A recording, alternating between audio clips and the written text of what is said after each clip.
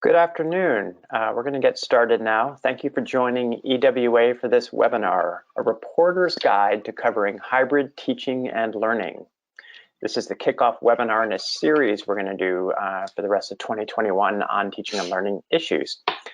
I'm Eric Robelin, the Deputy Director at EWA. We're going to get started. I'm just going to quickly introduce our moderator, Aaliyah Swaby, who's an education reporter at the Texas Tribune. In November, Aaliyah wrote a great story on hybrid schooling. It was, in this Texas classroom, a teacher divides her time between roomies and Zoomies. And a lot of schools now are going to be having that combination of roomies and Zoomies. With that, I'm going to hand the mic over to Aaliyah. Although one last thing is, if you want to see the story that Aaliyah wrote, we have a link to it actually on the webinar page of our website. So Aaliyah, take it away. Thank you so much, Eric, and thank you everyone. Welcome to the panel. Thanks for showing up, taking time out of your day. Today's webinar is intended to get reporters to better understand and more effectively report on hybrid teaching and learning, not just what it is, but also how it's actually working in districts and states across the country.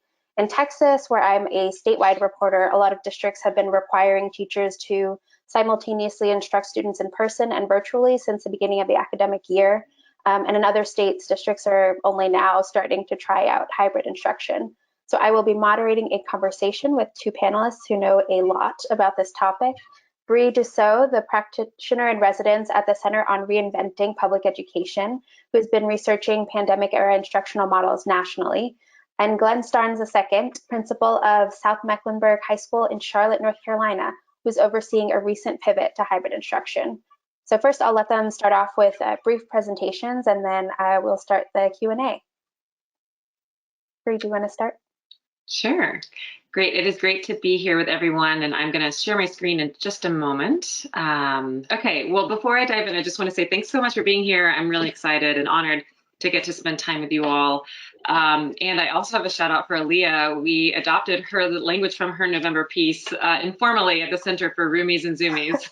So it is a term of affection that we use. And so it is great to be here with both Aaliyah and with Glenn, who I've had the pleasure to get to know a bit out in Charlotte. So what I'll do is I'm just going to give a couple framing slides to give some structure to what we're seeing right now in the national landscape in terms of remote and hybrid learning, and then I'll stop sharing my screen and we can move into questions and things like that. But I work at the Center on Reinventing Public Education. I am a practitioner-in-residence, and one thing I'll add is prior to this position, I've really been more on the ground. I am a practitioner, so I've worked both in district and public charter settings, all focused on schools and systems that support majority students of color, students in poverty, and non-native English speakers. So I do kind of split between both realities, though right now I'm working at the university studying how remote learning is affecting students due to COVID. So at the University of Washington, we have been working almost for exactly a year to the day. The Monday that schools universally shut down across the country on March 16th, we began tracking and watching what was happening, and we've actually been following a subset of districts every week since that March 16th date. So we've been tracking kind of behaviorally what's happened every week and writing about that and collecting data and trying to put as much of it out publicly for others to use as well. So I will be referring to that set of information as we call it our urban districts. It's not fully urban, but it is a lot of the districts that you know and you've heard of, the top 30 biggest districts, districts in the Council of Great City Schools, and the largest district in any state that may not be represented. So that's what we've really been watching. There are a couple things I'll reference. We also have a nationally representative database, and so that nationally representative sample, I've got 1 or 2 slides from that as well, and that's a different set of districts. That's actually about 500 districts that we use to just track what's happening nationally across the country. So here is what we found. This is from our representative sample database. Something that we thought was very interesting, and I'm sure you all are seeing this in your reporting, is just that learning models are really different based on what locale you're in. This lime green bar are all of the remote learning schools, and you can see the difference between city and rural districts is pretty astounding. City districts are 3 times more likely to be in remote learning than rural districts. What we did find, just looking, this is again our representative sample, so this is looking nationally across the country. If you look at that lime green bar at the bottom, what you'll see is that districts started in August, more remote. This is the average of the whole sample. So across the country, more districts were in remote. You can see that by the beginning of November, they were really trying to move out of remote. Then we had our kind of second surge, and by December 28th, they were actually back up to where more districts were in remote learning and less were in person than even at the start of the school year. And what we're seeing now, post December, this is a different data set. It's a more current representative sample by our partners, AEI. But the yellow dots are all of the hybrid, and the green are all of the fully in-person districts across the country. And what you can see now is that most districts are in some process of moving back to in-person or hybrid learning. So this conversation today is incredibly relevant because it's just what's happening for the majority of our students across the country. In terms of that group of districts that I mentioned that we've been watching every week since last March, we are able to track them more closely. So this is not representative of the country, but I think it's worth looking at. This is basically, each bar is a month starting in September, and you can see a sense of the trends of what's happening for these districts, and they're more urban. So you're going to see that in this case, the remote learning is the gray bar. So the vast majority of our sample, 76 out of 106, are remote in September. You can see where it dips down, October, November, pops back up. And it really looks like as we move through January, February, that they are really trying to move away from remote and into in-person hybrid. One or two other things I wanted to mention besides lay out the landscape just before we move into more dialogue is just what are we seeing around what hybrid means. I think hybrid is a pretty wide, it's a term that represents a lot of different approaches that districts are taking. And so we're seeing some different types of examples of scheduling, et cetera. And what we're finding is that typically students are organized into cohorts, and those cohorts are rotating. Some rotate on a daily basis, some rotate on a weekly basis. And actually, Glenn from Charlotte, I know that Charlotte Mecklenburg is doing both of those examples for different levels of schools. And I believe that schools have some choice in how they set that up. And then also some districts are giving students an option to enroll in a full-time remote academy while their peers may be in hybrid learning for students who may not be interested in going back to the in-person component. So in terms of staffing, we're also seeing that there are a range of ways that districts are trying to approach this. One way we've seen it that Aaliyah was mentioning, it's more and more common, is a teacher assigned to one class, and they are teaching some students live in person, and then they are concurrently live streaming other students through the Zoom platform or some equivalent. In some cases, we're seeing 2 teachers being assigned 2 classes, and then one is teaching in-person versions and the other is teaching remote versions. And there's at least one example, Montgomery County, where teachers were actually given the option to teach virtually while their students are in person, and there is like a monitor in the classroom. So all of the students would actually be on their laptops in that example, and there'd be a monitor monitoring supervision, but the teacher would actually be at home. So lots of different examples. I'm sure there are more out there, and you guys may be seeing more of that, but we're going to be learning a lot about these different ways districts are trying to figure this out.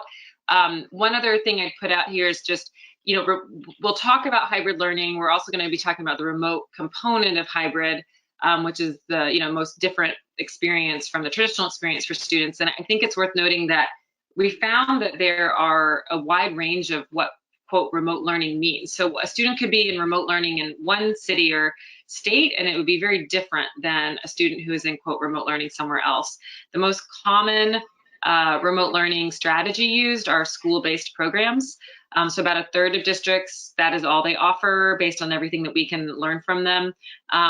Or another 24 districts will provide a school-based program or a virtual academy option, which would be a full online academy that is not so flexible, not necessarily with the students' teachers, but maybe more with a statewide curriculum program or like a semester by semester course program. So the last thing that I thought I would share with you all are just this question of kind of like, what are some stories that I could imagine wanting to tell next? And these might be some things that are on your minds. These are the questions that I know we're asking ourselves internally. I grouped them into 3 buckets of pretty important trends: inequity, different kind of schooling options, and just power and influence. I am very curious about this idea of, you know, who is making decisions, how are they being made, who has a seat at the table. These are all very important decisions that our students and families are subject to, and it's just interesting to try to understand who and why those decisions are being made. In terms of options, you know, there are a significant number of students who have opted out of the school year. Will they come back next fall? And how are schools getting ready to continue potentially long-term, if not permanent, remote learning options for students who actually preference that? And then from an equity lens, I know that we are all thinking deeply about this, but there are some very important subgroups of students that just very little information is out about, and so we have a lot of curiosity for example, students experiencing homelessness or transitional housing settings. What does that look like? Because oftentimes the strategies for identifying those students and for supporting them are dependent on in-person exposure. And we'll hopefully talk about this. But given that we know that there are different preferences for parents based on often that cut along lines of race and class, we know that parents and students are likely experiencing remote learning versus in-person learning in different proportions. And we have some really big questions about how that may exacerbate inequity gaps if remote learning is not as effective a learning medium for students who may be choosing that. So lots of different kinds of questions. There are just a few questions that I could see, a few questions that I could see, you know, surfacing from these categories. And so I listed them kind of by stakeholder group here. We can get you the slide deck. But these really are some of the stories that I could imagine us wanting to talk about today, or that you may be thinking through as you think about what to talk about regarding this place we're in right now in our country. So hopefully that's enough framing.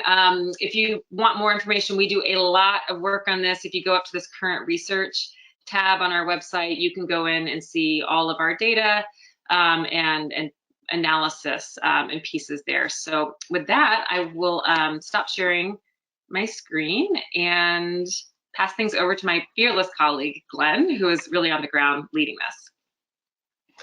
Thanks, Bree. I appreciate that introduction and providing us with some of those research areas that you're able to see and have seen at least for the past year. And so, as mentioned by Leah, I'm Glenn Starnes. I serve as the principal at South Mecklenburg High School and Charlotte Mecklenburg Schools in the state of North Carolina.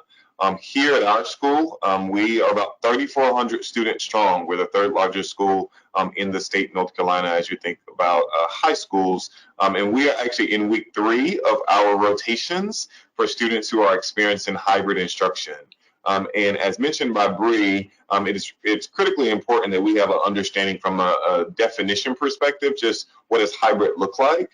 Because there's so many definitions that exist across the country for both hybrid and remote. And so here at our school and in our district, we have a couple different models, which both include rotations or cohorts of students. And so at the lower grades, at the elementary level, we have students who rotate into our campus currently twice a week in various models. So either AA, which is Monday, Tuesday, or Thursday, Friday is your BB. And then at the secondary level, where they actually rotate in once every 3 weeks for a full week at a time.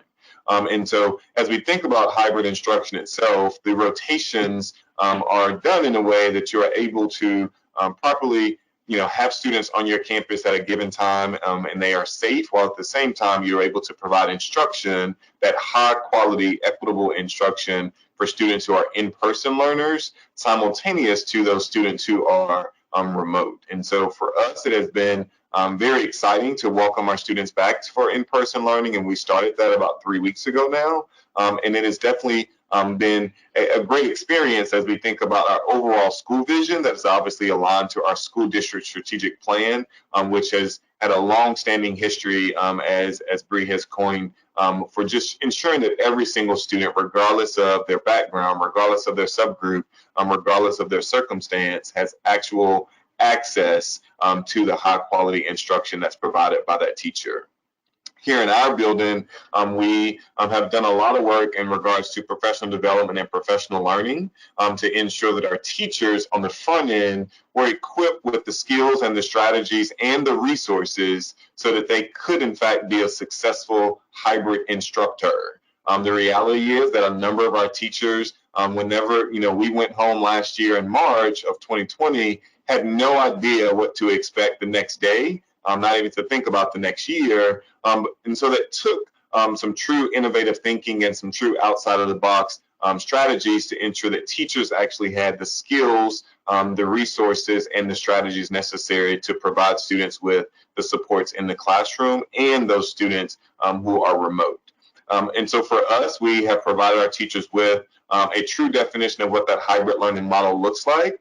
We also provided all of our teachers with a webcam that it also has a microphone feature to it. So the teacher does not have to sit stationary in front of a Chromebook or a laptop or a desktop to provide instruction to his or her students, but they actually can move around their classroom as they typically would have preferred to, while their students who are in person can benefit from that instruction and that teaching and learning, while at the same time those students who are at home can also benefit. That also has definitely allowed for our students to collaborate because we know that the social and emotional well-being of our students is critically important. And so this continues to give students opportunities to collaborate with their peers at the exact same time in that exact same schedule that they had previously signed up for before COVID even came about, because obviously many schools across the country had their master schedules done and completed prior to COVID hitting, and so that still allows for students to continue to collaborate. I also think it's important to know that, as Bree pointed out, students and families did have an opportunity to opt to stay full remote. And so what that means is obviously students are at home every single day or in their locations every single day. Some districts, some schools have expectations that students are in fact expected to have their cameras on, which allow for you to kind of see where they are, what they're doing. But the reality is you may have some students who are at home and you may have some students who are sitting on the beach. But regardless of where they may be, the teacher still has an opportunity to provide that high quality, equitable instruction to those students, regardless of where they are at any given time. And so that's, if you will, that's an overview as we think about hybrid learning at our school and in our district. Here at our school, of the 3,400 students that are enrolled, there are about 1,500 who have opted to be full remote. And so the remaining students are here in those 3 rotations currently. And that's a large number of students as you think about from a scheduling perspective. But we have found it critically important that we maintain that exact same master schedule so that all students still have access to the general education curriculum as they had planned to, and that we not isolate students in a full remote academy and then students who are in person with different teachers at different times throughout the day. Great. Thank you both so much for that. So I wanted to start with just, the overview that Bree, you gave in the beginning. Obviously both of you have talked a lot about the different forms that hybrid instruction takes, that there's no one form. Bree, what have you seen as the most successful either model or like components of models that you think work for both students and teachers?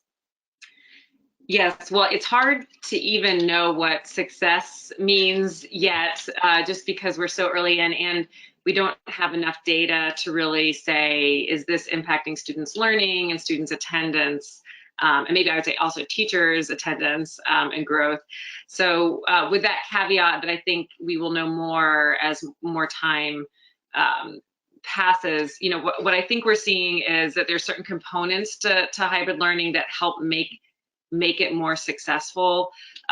Certainly training teachers and giving time for teachers to practice, not making a decision and rolling it out, let's say a couple days,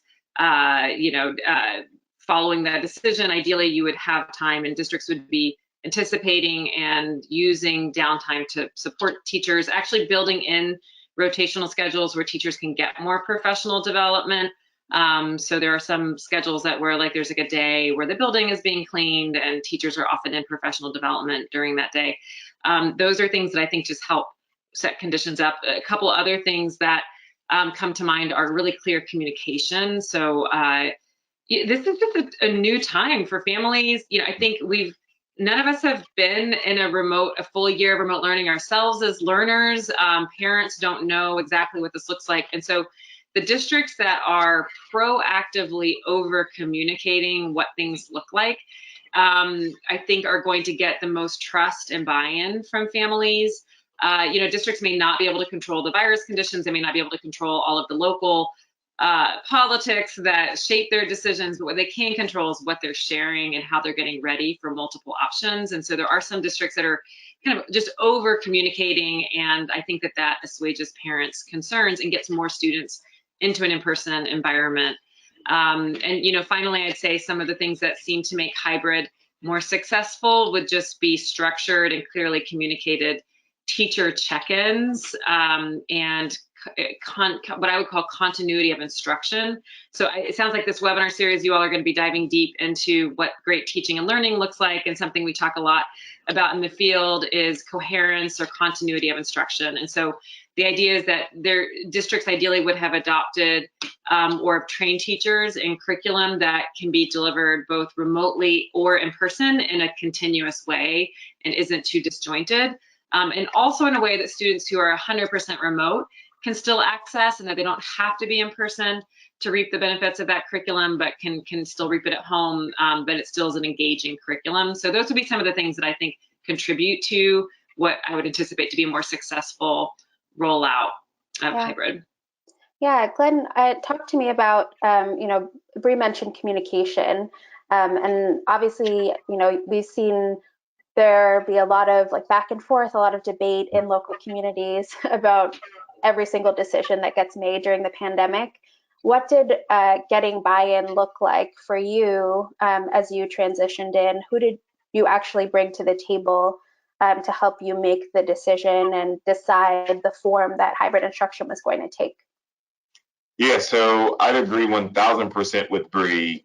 You can have the best system, you can have the best structures, but if it's not properly communicated with your stakeholders to include your students, then your system, your model, your plan will not be successful. And so as we began the year, when we were still under the model of 100% remote, we actually pulled in teachers, we pulled in family members, and we pulled in students so that we could brainstorm. And it was a true brain dump of these are all the things that did not work last year from March to June. And these are all the things that we asked for in our prior school reform conversations. And if I had to create a brand new school from scratch, as I think about online learning, what could that look like? And so we just pulled all that data and all those data points together and assembled a team, which was inclusive of, as I mentioned, some students who were strong student leaders, so our student council members. We also pulled some of our teacher leaders in addition to some new teachers. And so we didn't just pull those teachers who are department chairs or PLC leads, but we pulled some BTs, some beginning teachers who had no idea what learning and teaching used to look like, particularly if they had not gone through a teacher prep program, so that they could help us really shape what this new teaching and learning could look like. And so those individuals came to the table, they helped us brainstorm, they helped us identify what the professional learning and professional development was going to look like for teachers. And then we actually even used that team as we think about the hybrid PL or the hybrid professional learning to deliver those professional learning series to our teachers so that it was not a administrative-led policy or administrative-led plan or administrative-led concept, that it actually was coming from the voices of their colleagues. And so for us, we saw that that was very successful. As I think about a school our size, whenever we have to send communication on any given moment, it reaches the ears of 10,000 people, right? From our students, our staff, our families, and that's in multiple languages. We have to translate into 6 different languages for all of our communication. And so we actually had town hall meetings, and we have those on a consistent basis where families can log in, we'll share information very similar to today, and then we'll give families and students opportunities to ask us questions in real time for clarity, just to be sure that every single stakeholder has an understanding of what does this look like? What did it look like from a prior teaching and learning perspective? What may feel different? What may not feel good, right? Not hiding behind the challenges, but putting the challenges out there. And then how can you expect for us as a school community to support you and your family as we move forward? So communication for us has been one of these strengths based on feedback that we've received from our school community. And it has been a strength because we pulled the right people to the table, and we did not forget about our students in that process. Do you have examples of things that you might have moved forward with if not for feedback from one of those groups?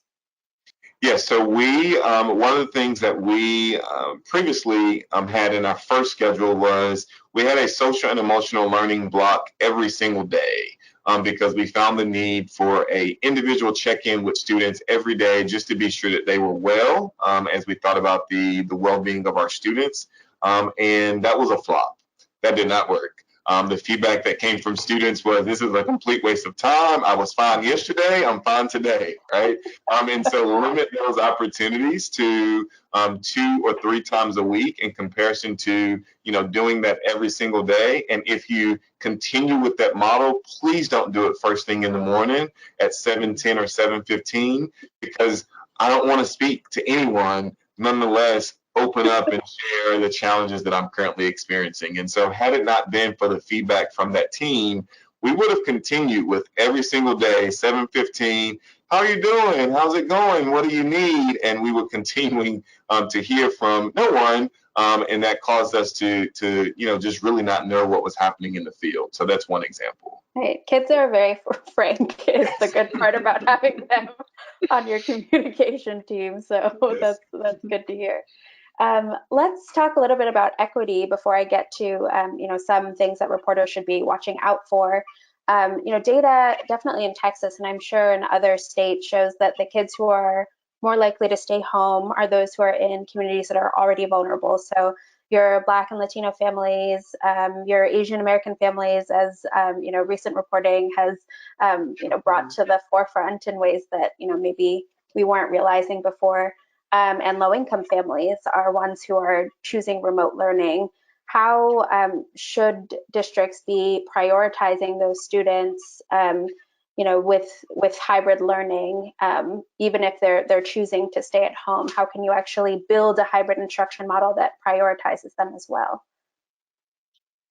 I can start with some thoughts. This is definitely on our minds, and I do think it's something that I think is going to be a very important question for us to be grappling with as we study hybrid learning.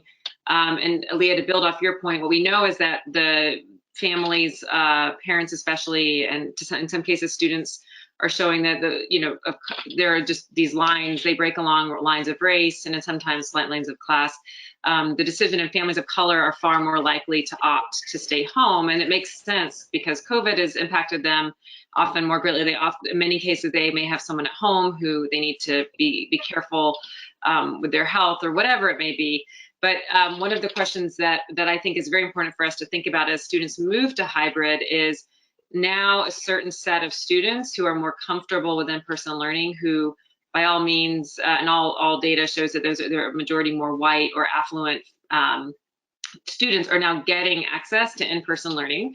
We're also seeing from fall data that remote learning is having a pretty big impact on students' learning. There are like so many examples of learning loss documented all over the country. So knowing that, what are we doing to make sure the students who are still fully remote are getting an accessible education? And I think especially of those students who are the only option they may have is concurrent live streaming, where they now are just a face on the screen instead of a body in a classroom, and very hard to reach all of those students. So what I would think to do, and I think these are questions that I would want to be asking, districts, schools, is from a frame of equity where we know that, to make things more equitable, you need to align resources to serve the students who need it most. How are districts during this time taking and applying more resources to their remote learners so that the playing field is even? In some ways that I could see them doing that would be to give any student who has, say, opted into a full remote learning environment an extra check-in with a teacher, or an extra small group instruction session with either a teacher or a paraprofessional. Another thing that we've seen are some districts are using learning hubs, which are often an in-person setting, a small in-person setting for students to go to in person. Interestingly, some students are going to learning hubs who may not be interested in going to the full school, but they may be more interested in going to the learning hub if it is at their church or their community center up the road, or in a smaller set of students. So I would say a third option could be some districts are starting to think about how they leverage learning hubs to give almost like a middle ground in-person option. But that's what I would be wondering and asking about, is how more resources will be given to remote learning students during hybrid. Yeah, Glenn, I would love for you to answer Bree's question. How are you thinking about that, or how did you think about that? Yeah, so actually, we did exactly what Bree just mentioned. We called it a learning lab, but it's exactly what she mentioned. It's a learning hub, and today actually is the first day that we have revamped that learning lab to really ensure that we had a targeted focus on all students with, as I mentioned, a targeted focus on the subgroups that Bree had mentioned. And so students can come, prior it may have been called night school or called lots of different things in various communities, but students can actually come on campus in smaller settings in various buildings on our campus to receive in-person support in the areas in which they need. And we have every single content area represented to ensure that we are able to give students exactly what they need real time, because we know, and research tells us, best practice tells us, that access to in-person instruction is one of the ways in which we definitely want to ensure that students are successful. The second way is that we have actually identified specific staff members that will directly support various subgroups on our campus. And so as we think about our Black and Latino students, then we have identified staff persons who will strategically work with those groups of students who may be experiencing some challenges, particularly due to remote learning, so that we can ensure that they still are successful, not just from an academic perspective, but even from a social and emotional perspective, and even from the family or the household, right? Because if one person in the home is experiencing challenges, there may be other individuals in the home who are experiencing challenges that may not be in our same school, but maybe at the school down the street or the school up the road. And so really just ensuring that that entire family is able to receive support. We actually leveraged some of our students in one of our programs on campus, AVID, who are able to give us some ideas as to how they thought that they could actually be supported in this remote learning, hybrid learning time period, which was not something that we previously thought about. And so we have students we have a huge equity push of ensuring that all of our students, particularly our Black and Brown students, have access to our AP courses, our dual enrollment courses, our honors courses, which then causes them to go to the local community college for classes. And now the local community college, all their courses are online. And so when we shifted to hybrid instruction, now students are coming on campus for some classes, but then they still have no way to get to the community college because the community college is currently closed. And so hearing their voices of, you want us to go there through this push, and we have opportunities to go there, but as we think about access, we have no way of actually, nowhere to go for this time period. And so we've just had to think outside of the box and really listen to students and just think, you know, of every opportunity necessary for the students in these particular subgroups to be successful. But for us, most recently, this Learning Lab has been of great support, and most high schools wouldn't have thought about a Learning Lab. Like that's a true lower grades model, but that's why I appreciate my previous experiences as an elementary school principal, because Learning Labs and Learning Hubs is definitely something that worked well for those age groups. Great. Eric, do I have time for a last question before you go to audience questions? Of course. Okay. Well, I wanted to just lead into the audience or to the reporter Q&A by asking you guys what you think reporters should be asking, you know, not just administrators, but also parents and students to find out more about whether their hybrid instruction model is working for them. Yeah, so I think the one question that I think reporters should definitely ask is, we talk about, you know, at our school, we talk about the Saber Experience, which is how do we ensure that every individual who walks across our campus or has an educational experience here leaves with a high quality teaching and learning experience. So I think reporters would definitely want to ask questions just about the quality of the hybrid teaching and learning experience for students. What are the benefits of hybrid instruction? Have we seen greater success when students were 100% in person versus greater success with students being 100% remote? We don't have the data right now to be able to really compare because we haven't even been a full school year with this yet. But I think there's some great lessons to learn from hybrid instruction that may be of great benefit to us as we move into the next few years or even the next century, as we think about the brick and mortar, if you will, of what teaching and learning has looked like traditionally. So that would be one main question I think reporters would definitely want to ask. Yeah, I can add a couple. I think that's a great question, set of questions from Glenn. You know, one question on my mind is, what are you, this would be, I would probably direct this to a system leader or maybe a building leader, but you know, what are you never going to go back to again? You know, our educational system, we know it was broken, exacerbated inequities well before COVID. Really, COVID is just highlighting and making us far more aware and potentially exacerbating them more. But it's an opportunity. There is a silver lining in any misfortune, and I do think there's an incredibly important silver lining here. And I would just like to know, you know, we've had a year, maybe a year and a half by 2022 fall, excuse me, 2021 fall, to go back to something new. And so what is the new normal going to look like, and why does that matter? I'm very, very interested in districts who are able to be proactive enough to think about what will look better and look different for students from a lens of equity, especially.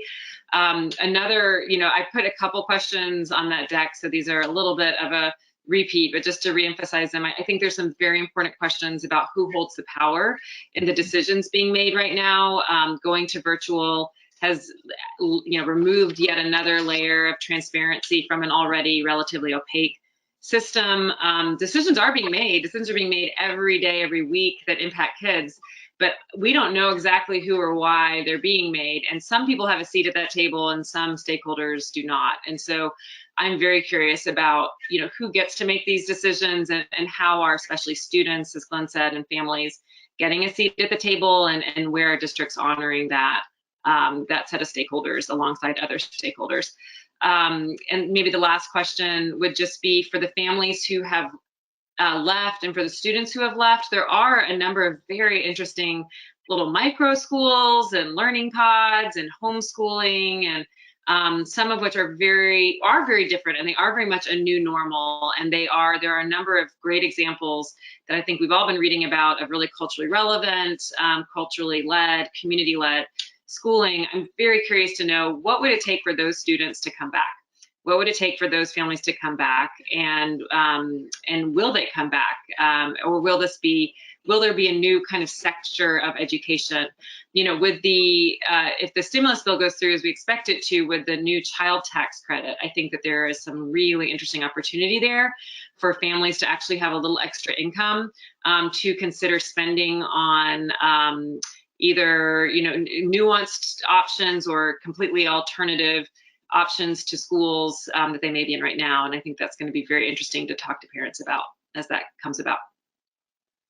I think one additional question that I'd add is what impact does this hybrid teaching and learning model from a K-12 perspective, what will that have on our post-secondary friends? Because the reality is, we still have a post-secondary career and college model that exists, and it has existed for a while, but what does this now need to look like from a K-12 perspective to ensure that our students are still college and career ready, which ultimately is the foundational goal of many public and charter schools across the country? So I'll start with one of the questions that we got from the audience was about, and this one may be more for you, Bree.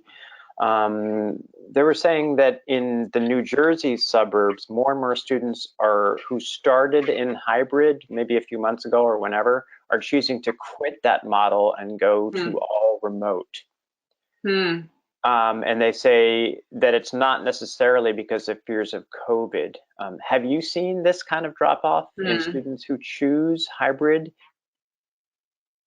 We have not tracked the data of how many students are in attendance in what form. I do know that even for districts who are fully in person or hybrid, and Glenn, I think you were sharing some of your numbers with us, certainly not all students. In many cases, the majority of students are not in person. So, but I have not tracked it of like if student was in this model and then they transferred to this other model. But, I think that's very interesting. And given that it sounds like this district or area in New Jersey was ahead of a lot of other districts that are now going into hybrid, there might be some real lessons to learn there. Hybrid, again, looks very different and is accommodated differently across the country. So to me, that sparks a lot of potential questions that we would want to learn from. Okay, thank you. Glenn, I understand you're kind of a data guy with your work there in Charlotte, and we're curious about the extent to which, what is the data you're tracking on the hybrid experience in particular? And for example, whether it's academic progress or even engagement, are there engagement tools that you're able to use, or even surveys of students and teachers periodically? Yeah, so one of the things that I am a firm believer on is data, as you mentioned, Eric, because it definitely should both inform and drive what your next steps are in a school building. And so a couple ways in which we are able to use data. We have surveys that we issue out to our students and our stakeholders on a regular basis. Most recently, we had a survey where it allowed for our students and families to just tell us what's working and what's not working. And that was great feedback because it definitely, and we share all of our data points with our instructors and our teachers, because it definitely aided us in shifting a little bit of our model, which was around screen time and homework and assignments, because our students and our families, like they told us, this is just insane. This is just too much. Even though we're home doesn't mean it should be more. And so we also have been able to track the number of students who are not successful academically as compared to when we were full-time brick and mortar, when we were full-time in the building. For as much as we have shifted our model, so we were full-time in the building, and then March came, we were full-time remote, and then we started the school year full-time remote, and we went hybrid, and so there are lots of outliers that exist there, but we definitely have some data points to show that students who have access to in-person instruction have benefited at higher levels than those who have opted to be in a remote environment due to COVID. Right? If I opted to be in a remote environment because that was my choice and I learned better in that environment, then we've not seen such grave decline or such challenges there. But that data point has definitely been real for us, and it has aided us as we think about how we support those students from a case management perspective, and who are the individuals who provide that real-time support or the academic and social and emotional support to that population of students. I think last, though, is one thing that I'm very intrigued as we work to close out the school year in the next essentially 60 days is how do we ensure that our students who have opted to be full remote, as they then begin to transition to in-person, if in fact we return to this new norm of in-person instruction, how do we then ensure that that population of students does not continue to have a learning loss, for lack of better words, as we transition to in-person instruction, where there may have been some concepts or some standards or some units that said teachers have not been able to accomplish, but then they still are expected to return back to us in the fall, having mastered that content from the previous course or the previous grade level. And so I really want to begin tracking that data and begin to think about unfinished learning partnered with unfinished teaching under this new model of unfinished instruction, and how we close those gaps for students going into the upcoming year. Here's a question for you, Glenn. Have you, as part of the hybrid learning, have you adapted the, you talked about maybe some of the strategies in response to the feedback, may have changed a little bit, but have you adapted the curriculum itself for hybrid learning in substantive ways? So absolutely. That has been a challenge as we think about our secondary educators, particularly as we think about some of the advanced coursework through College Board and International Baccalaureate. But without a doubt, we have adapted the curriculum, and we've shifted our model to really consider what matters most. Right? And those are the exact terms that we use with our educators. What matters the most to ensure that our students are able to master the content that is necessary per said course or per said grade level, while at the same time not neglecting their social and emotional needs. Whereas when we were in person, their social and emotional needs were dealt with in various ways and forms, where now we have to be very intentional in how we support students in their social and emotional needs. And so from an academic perspective, using some of our master teachers and some of our district leaders to build the content and the curriculum such that our teachers are able to focus on what matters most, so that they then can partner in some of those soft skills to ensure that our remote learners are not lost out there to fend for themselves without an educator in their space. Mm-hmm. I'm curious too, and for you, Glenn, and maybe Bree, follow up about this. I've actually thought about this with my own experience with my son, who's in middle school too, is I know in some cases kids are just not getting through the volume of content that you would in a traditional in-person school year. Is that largely reality, and how do you deal with that, and what are the implications of that for, like, starting next year? That is a true reality. Yes, sir, Eric. And so as I mentioned, as we think about the unfinished instruction model, our team is actually in the process now of beginning some of that vertical planning and vertical conversations with our current teachers of said content or said course, with the teachers at the next level, to really think through what is, and it's no blame game, right? And so we're going away from the unfinished teaching language to the unfinished learning language to really the unfinished instruction. So it's not the teacher's fault that they didn't get a chance to teach everything, quote unquote, and it's not the student's fault that they didn't get a chance to learn everything.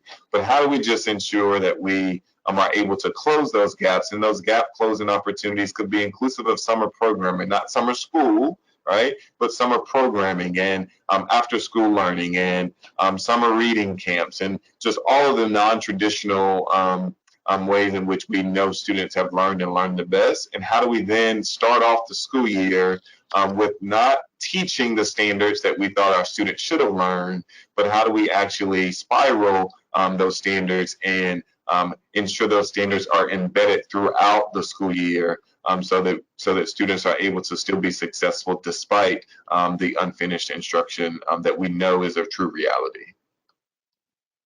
Yeah, I can add 2 points, and Glenn, you are living it. It's so real, especially when you have 3,500 students. 2 thoughts. One is, this is actually not, this idea of prioritizing, which I do think has to be happening nationally, just because students are getting less instructional time and less time with content. But this idea of prioritizing kind of key power, high leverage standards isn't new. It's actually often a strategy used in gifted and learning programs and programs to accelerate students. And so There's an example, actually a great piece that came out of the Seattle Times on a district here, the Highline School District, that has a very diverse student population, and they took a learning acceleration approach for their entire district.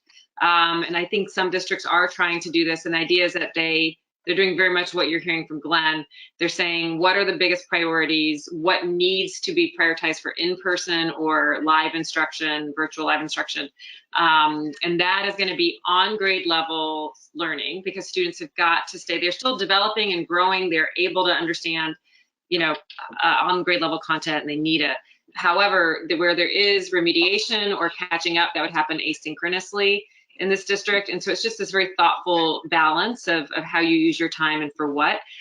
The other thing I'd add too, if you're really pushing into this, is that what it looks like to prioritize and to spiral and to do these kind of review techniques really differs by discipline. So the way that you're going to teach math and prioritize is going to look a little different than how you're going to teach English language arts or reading, just because the nature and the learning science behind each of our core disciplines is different. One really good resource, there's a nonprofit called Instruction Partners that actually is starting to do and publish information on how to do that kind of work by discipline. So if you really want to geek out on it and learn some content, that's a great place to go. But it does call on teachers and school leaders to really flex their instructional muscles. You really have to know learning and the content to get this right. We have another question on a different topic. Is there any indication that the hybrid model has made a difference for students struggling with mental health? How do smaller cohorts, physically distant classrooms, lunch at desks, etc., make it harder to support students socially and emotionally in a hybrid setting?